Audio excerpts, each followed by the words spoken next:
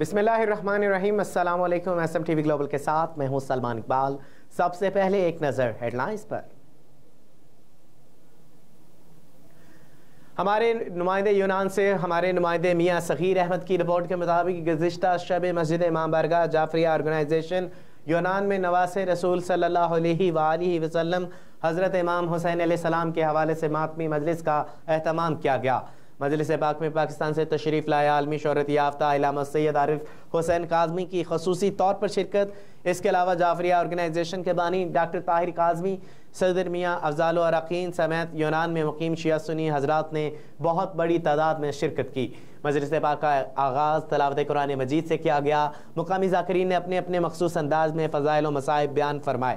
بعد ازاں پاکستان سے تشریف لائے مہمان علامہ سید عارف حسین کاظمی نے اپنے خوبصورت انداز میں معاشرے میں بڑھتی ہوئی بے راہ کے حوالے سے مومنین کی قرآن و حدیث اور محبت اہل بیت کی روشنی میں اصلاحی بیان فرمایا۔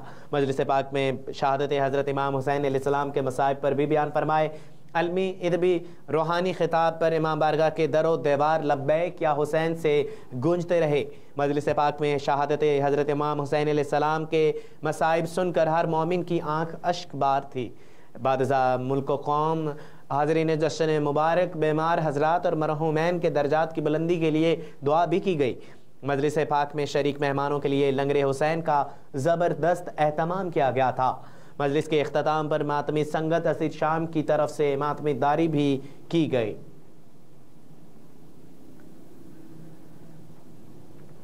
پیرس سے ہمارے نمائندے زاہد مصطفیٰ عوان پاکستان مسلم لیگ نون کی فرانس کی طرف سے میاں محمد شہباز شریف کو وزارت عظمیٰ کا قلمدان سنبھالنے کی کوشش میں ایک سادہ مگر پروقار تقریب کا انعقاد کیا گیا، جس میں پاکستان مسلم لیگ نون فرانس کے عہدیداران اور کارکنان نے بھرپور شرکت کی۔ اس موقع پر مقررین نے خطاب کرتے ہوئے کہا کہ وزیر اعظم میاں محمد شہباز شریف نے کٹھن معاشی حالات میں حکومت سنبھال کر یہ ثابت کر دیا کہ پاکستان مسلم لیگ نون کی قیادت ہی ملک کو پاکستان کو معاشی کرائسس سے نکالے گی۔ وزیر اعظم محمد شہباز شریف انشاءاللہ اوورسیز پاکستانیوں کی سب سے بڑی ضرورت PIA کی یورپ کے لیے بحالی کے اقدامات کریں گے۔ اب پاکستان مسلم لیگ نون میاں محمد نواز شریف کی قیادت میں اپنی نئی راہوں کا تعین کرے گی۔ دنیا کے سامنے اب پاکستان ایک ترقی یافتہ پاکستان بن کر ابھرے گا۔ تقریب کے آرگنائزر سید جمال خالد تھے۔ اس موقع پر سید خالد جمال، سردار ظہور اقبال، نعیم چودھری، حاجی نثار احمد، چودھری عبدالقادر، چودھری عمران کے علاوہ دیگر نے خطاب کیا۔ وزیر اعظم شہباز شریف اور وزیر اعلیٰ پنجاب محترمہ مریم نواز کی ذمہ داریاں سنبھالنے کی خوشی میں کیک بھی کاٹا گیا اور نعرے بازی بھی کی گئی۔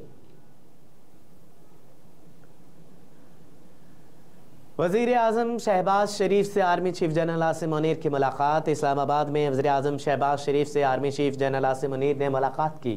شہباز شریف کے وزیر اعظم منتخب ہونے کے بعد ان کی آرمی چیف سے پہلی ملاقات ہوئی، جس میں جنرل عاصم منیر نے انہیں وزیر اعظم کا منصب سنبھالنے پر مبارکباد پیش کی اور نیک خواہشات کا اظہار کیا۔ وزیر اعظم اور آرمی چیف کی ملاقات میں قومی سلامتی کے امور پر تبادلہ خیال کیا گیا، جبکہ اس دوران پاک فوج کے پیشہ ورانہ اور سیکیورٹی امور سے متعلق بھی بات چیت کی گئی۔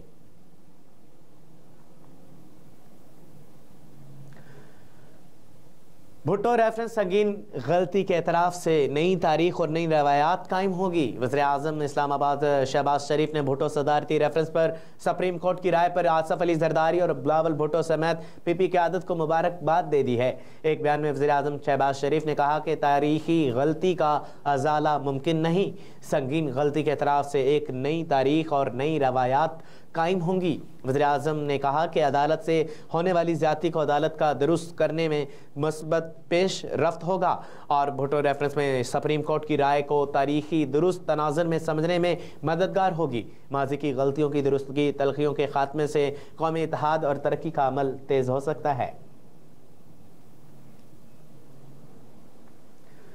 بھٹو ریفرنس پر عدالتی رائے تاریخی قرار 44 سال بعد تاریخی درست ہونے جا رہی ہے۔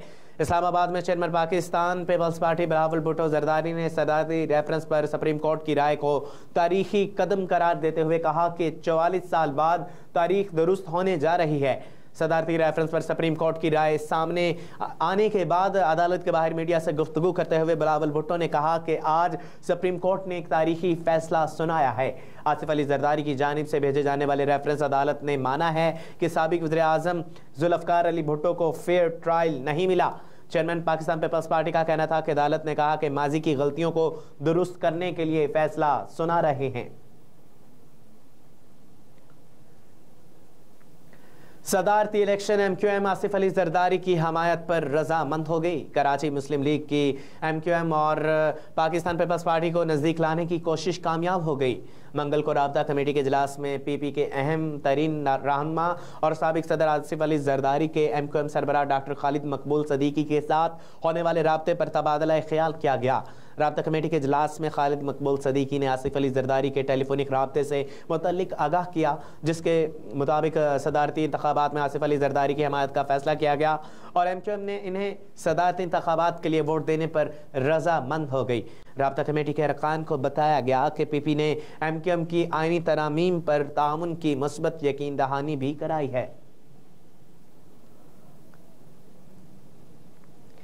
سوشل میڈیا پر پابندی لگائی جا سکتی ہے اور نہ ہی اس سے انارکی پھیلانے کی اجازت دی جا سکتی ہے۔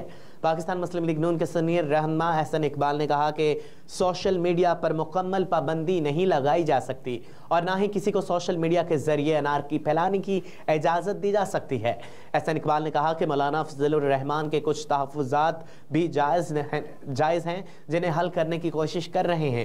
گفتگو کے دوران تحریک انصاف کی رہنما شاندارنا گلزار نے سنی اتحاد کونسل کی مخصوص نشستوں سے متعلق درخواست پر الیکشن کمیشن کے فیصلے پر تنقید کرتے ہوئے کہا کہ الیکشن کمیشن کے خلاف اتوار کو ملک گیر احتجاج کریں گے۔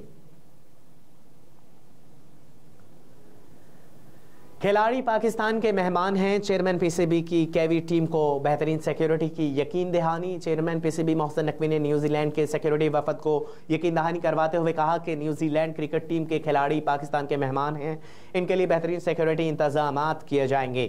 Chairman P C be Mohsin Naqvi سے نیوزی لینڈ کے سیکیورٹی وفد نے ملاقات کی، جس دوران نیوزی لینڈ کرکٹ ٹیم کے دورہ پاکستان کے انتظامات اور سیکیورٹی پلان پر تبادلہ خیال کیا گیا۔ سیکیورٹی وفد میں New Zealand players association کے chief executive officer Heath Mills اور سیکیورٹی کنسلٹنٹ ریک ڈکاسن نے شامل تھے، جبکہ پی سی بی کے chief operating officer Salman Naseer, director security department colonel Khalid اور director international Pakistan cricket board Usman Wahla بھی اس موقع پر موجود تھے۔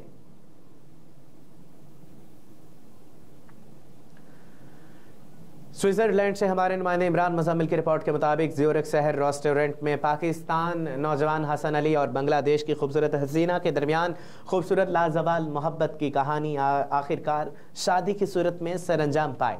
شادی کی تقریب میں ملکی اور غیر ملکی افراد کی بھرپور شرکت، دلہے اور دلہن کی جانب سے سوئس میں بسنے والے پاکستانی اور بنگلہ دیشی بزنس مین صحافی دوستوں کی شرکت۔ تقریب کا آغاز باقاعدہ انعقاد سے کیا گیا، جس کا امام سید الزمان نے گواہان کی موجودگی میں پڑھایا اور سوئس اور غیر ملکی افراد نے اپنے خوبصورت ڈانس سے تقریب کو چار چاند لگا دیے۔ سوئس لوگوں کا کہنا تھا کہ یہ ہمارے لیے بھی انتہائی خوشی کا دن ہے کہ غیر ملکی ہماری سوسائٹی میں انٹیگریٹ ہوئے اور تمام لوگوں کے لیے ایک پیغام ہے۔ سوئس ہمیشہ غیر ملکی افراد کو قدر نگاہ سے دیکھتا ہے۔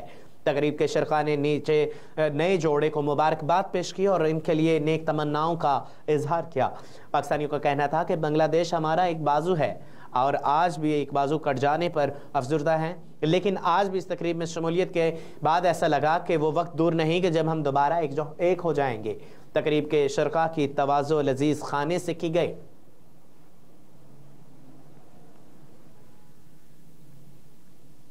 سوئٹزرلینڈ سے ہمارے رپورٹر عمران مزمل کی رپورٹ کے مطابق زیورخ میں پاکستانی، انڈین اور سوئس کمیونٹی کی جانب سے شام غزل کا انعقاد کیا گیا۔